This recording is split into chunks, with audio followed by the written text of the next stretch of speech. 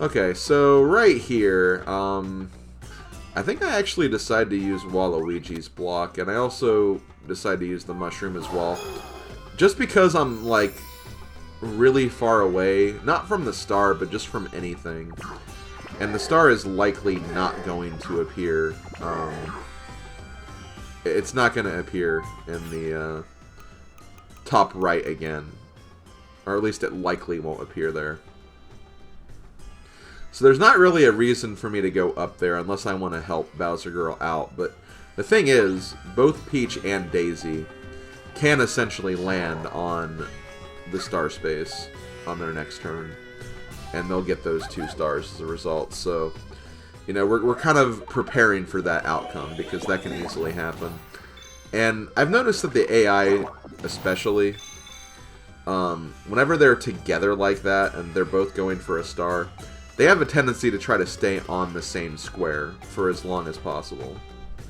So that's going to be quite an annoying thing to try and overcome. So I'm looking for a space to land on. I think about maybe hitting one of these luck spaces. I could also go for the item shop as well. I also check to make sure I can maybe land on the versus space so we can get rid of some of their coins. But I decided to go to the item shop. This way we can get like a gold pipe or something.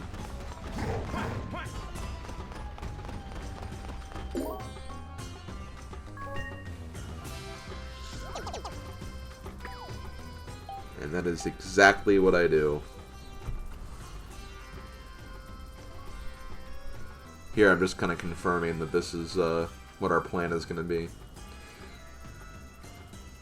And see, you'll definitely see that when you're playing with a human player in Partner Party, they'll take a lot longer. The games will take a bit longer to get through, just because there's a lot of communication and back and forth that goes around.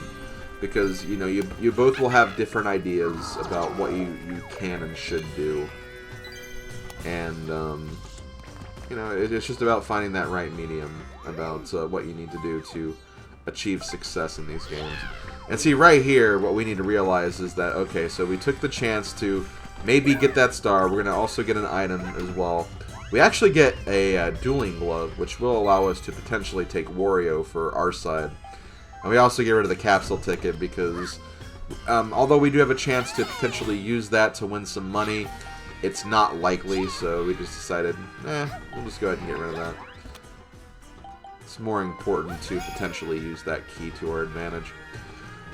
So, of course, they decide to use the hidden block.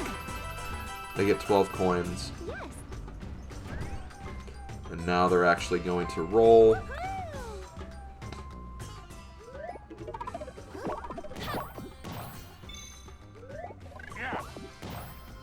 And it looks like, I don't think either of them could have made it. No, that neither of them could have made it to the star. They're both only like 1 square away, though. So, you know, they still have a chance to get 2 stars on the next turn if we get unlucky, so we'll see what happens. And we end up getting, oh man, we both do not like this game. Can Take Pancake is, I don't mind the concept, it just can be kind of annoying to grab pancakes sometimes. And see, I think we had an issue here where there were a couple of times where I went for the pancake that Bowser Girl was going for, and as a result, that did kind of slow us down a bit. And see, what I was trying to do here was I was trying to, like, take that one pancake so Bowser Girl could have grabbed it, grabbed the star pancake, but I don't think she picked up on that. Maybe I should have said something, but I didn't want to, like, confuse her, because she was, you know, very quickly, like, grabbing pancakes on her end, and I didn't want to, like, ruin her flow since we had that little mishap early on. So I tried to, like, let her know that, like, you know, hey, I'm getting ready to grab this pancake. Make sure you grab the star below it, but unfortunately Daisy got it. I think if she would have got that star, we probably would have won, but it is what it is. We tried our best. We did what we could. And right here, I decide to go ahead and take Wario back, or at least attempt to take Wario back.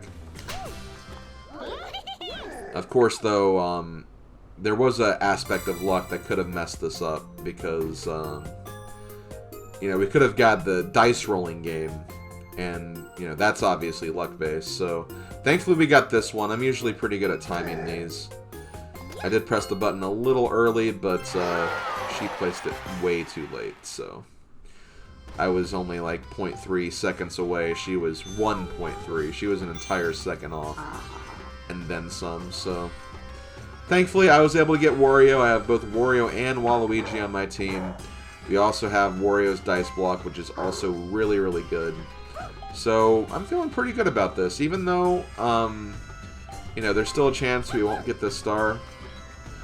We at least have, you know, an opportunity to do something. And sure enough, with my first roll of Wario's dice block, I get a frickin' -2 coin. So we don't really get to make use of that. And to top it all off, Bowser Girl also cannot land on the star. Actually, no, we can. The problem is we can't purchase the star because we have no coins. So that's what happened. We like, either way, the star is unavailable to us. So we kind of have to just make do with the unfortunate aspect of this. But it is what it is.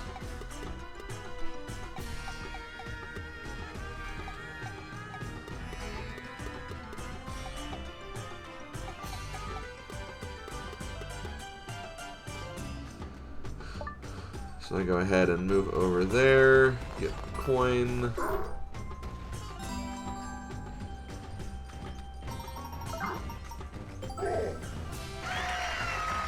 And see, even if we got, like, received 3 coins, I don't think that would have been enough to get the star anyway.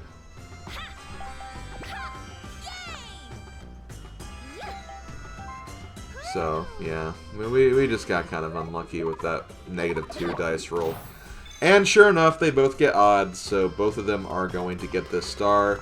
And funnily enough, they're both going to actually be in the lead now, because losing that minigame and getting stomped on by them, losing those 2 coins from the dice block, that's going to, you know, obviously allow the door open for them getting in the lead. But thankfully, now that we're in 2nd place, if we land on an item square, we can at least be guaranteed a pretty decent item.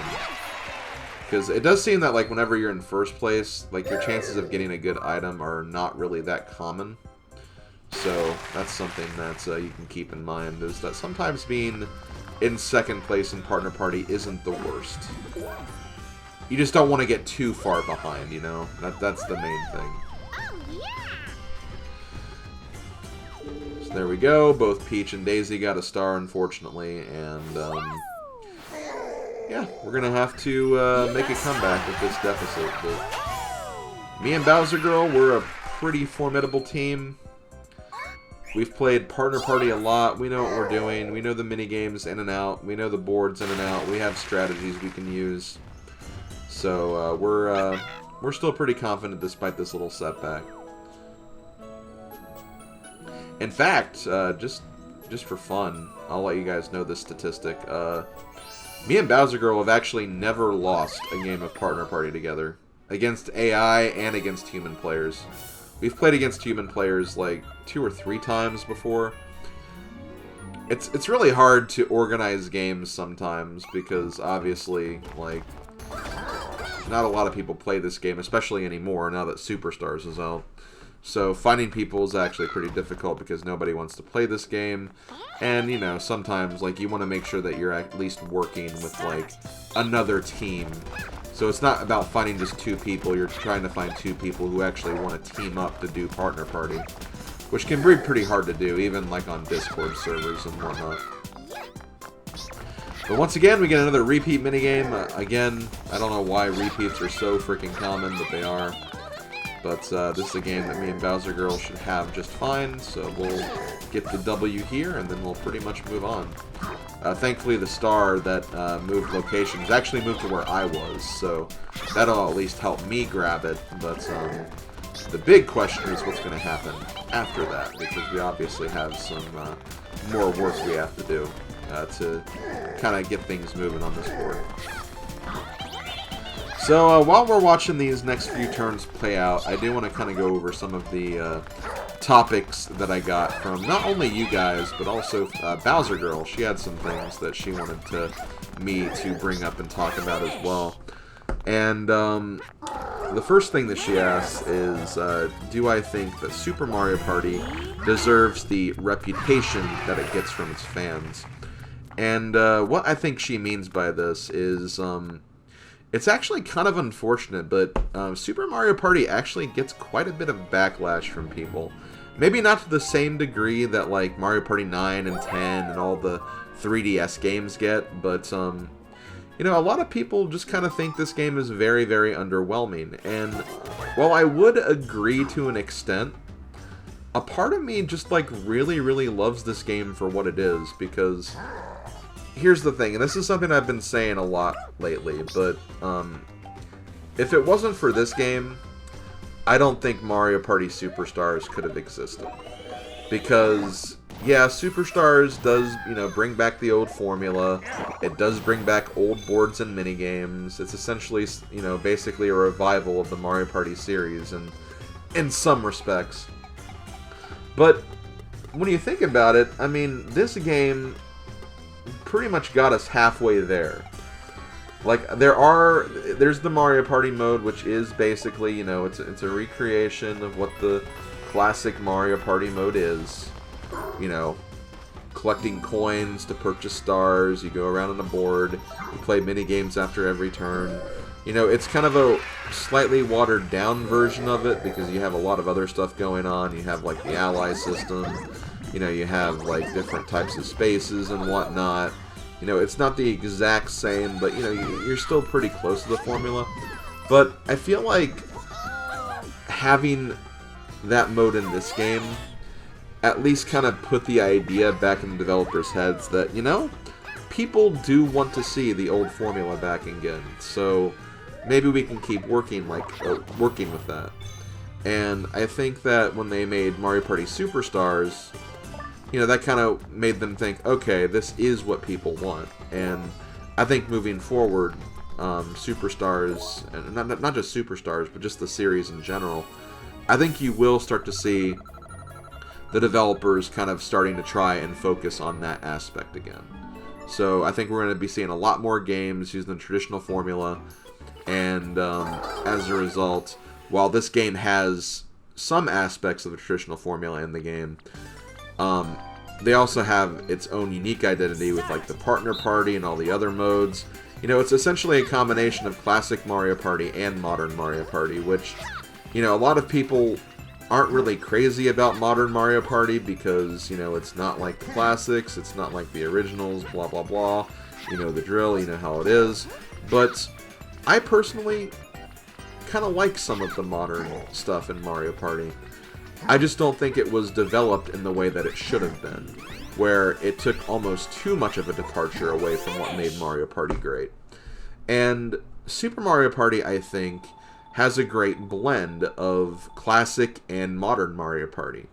You know, it has some of the really cool ideas, like the partner party mode is basically the Star Rush mode from Star Rush, which I really liked that mode. I thought it was a unique take on the Mario Party formula. And I think they actually kind of reconfigured it enough to make the allies work, and then also, you know, being able to go across this giant grid and, like, you know, attacking it from two sides with your different partners as well. I think that's really cool, and I think that, you know, the fact that there's a lot of people who kind of crap on that, or just, you know, don't really speak too fondly of it, it's honestly a shame, because I think this game is a great blend of the modern and traditional Mario Party styles. I just wish the game had more content, and that's where I do agree that, you know, this game does kind of fall short in that retrospect. But even though I think it fell short, it at least got the building blocks right. And that's why I say I don't think Superstars could have existed without this game. So I think it's honestly really unfair that a lot of people are so unfairly unjust to this game, because I think it honestly did a lot right. It had a lot of good things going for it.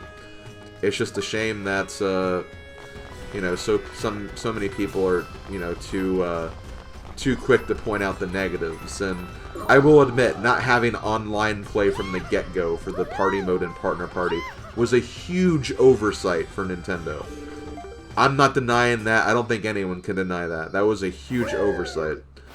But they still added it. It's in the game now, and it's a fun aspect of the game. I've honestly played this game more than when I did at launch, because I do think it's fun playing this game with other people. And it's fun doing the partner party with other people. Me and Bowser Girl have done so many games just against the AI, and we've had fun with that. It's really no different than, like, me playing, like, the other Mario Party games and doing board playthroughs of the other games. Where it's just like, you know, we kind of create and craft our own narrative as we're going through the board. You know, sometimes we'll try to act like the characters we're playing as, and that makes it more fun, too. And, you know, you get allies, and it's just like, oh, I don't want to work with him. He's my arch enemy.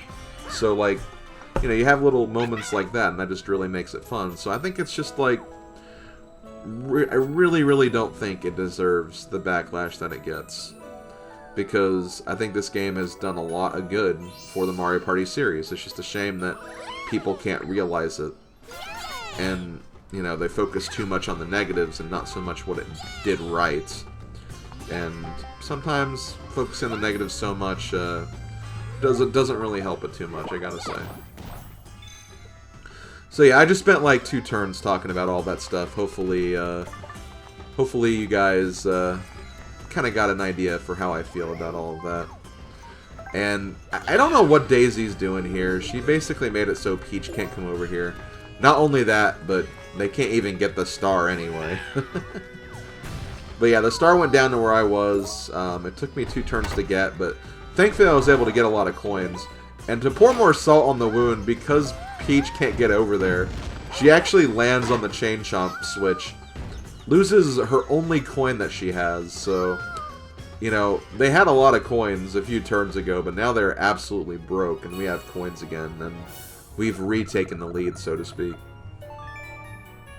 But yeah, we're looking like we're in good shape again. We have a 3rd star. We're going to likely get a 4th star. I'm going to start making my next move here in a minute. And we're going to play another minigame that we love playing, the Perfect Fit.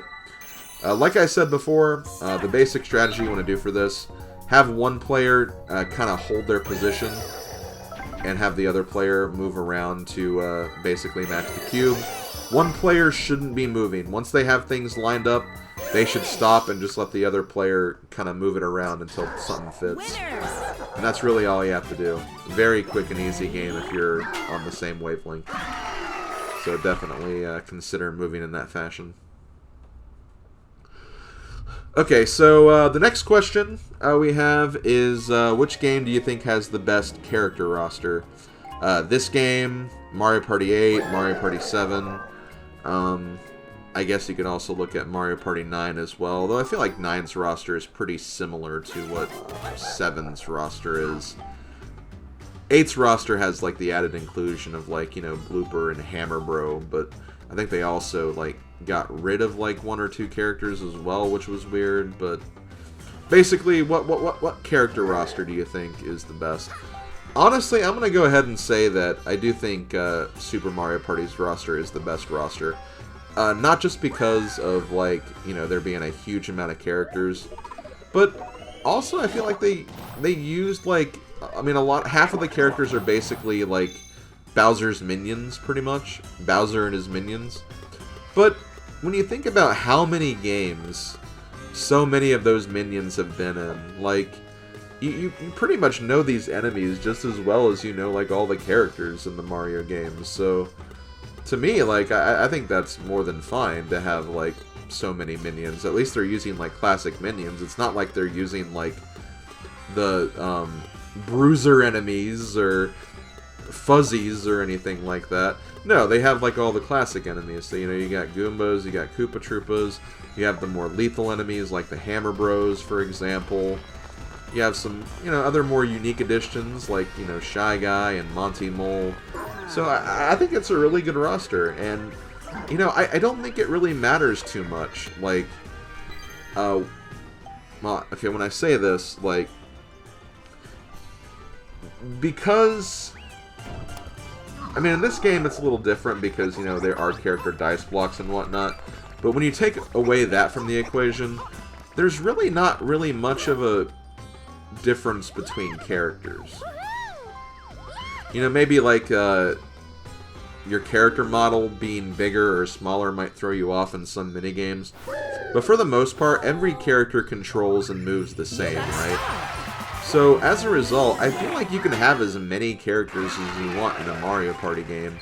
And I don't think you can ever get to the point where it's like, oh, there are too many characters to play as. No, you just pick the character you want to play as in that moment. And maybe you want to have like a specific theme going on. Like, there was one time in this board where I did like an all-ladies theme, where I used only female characters, or I used an all-enemy theme, where it's like all Bowser minions, and, you know, just having all those options, I think, is really cool. So I think that's, I think having as many characters as you can is good. I honestly wish that even though this roster has a lot of characters, it's also missing some key characters. Because Toad and Toadette are the, you know, they're the hosts of this game. Like, they obviously could be characters, but they're not because they're hosts. Birdo could have been a character in this game, which she wasn't for some reason. Thank God she came back in Superstars. But, yeah, like, I think the more characters you have, the better. So I think that, you know, while they did just add, like, a lot of characters and a lot of what might be seen like random additions to Mario Party, I think it's fine. As long as they're classic characters that you would recognize from a Mario game, it's fine. You should have as many characters as you can, especially since it doesn't really matter too much. And especially, like, when you look at a game like Superstars, where it really doesn't matter, since there are no character-specific dice blocks, I think that that would be a more reason to put as many characters as you can. So, that's just what I think, anyway. So here we're making Bowser's glorious face. The eye is a little too close to the,